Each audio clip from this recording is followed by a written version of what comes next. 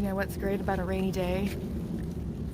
Nobody comes to the park on a rainy day.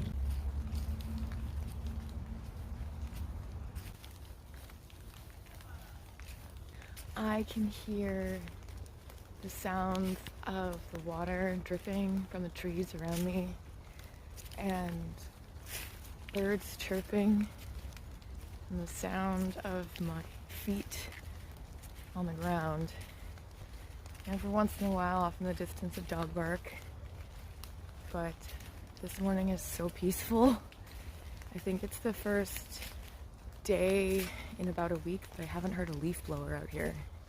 It's really nice.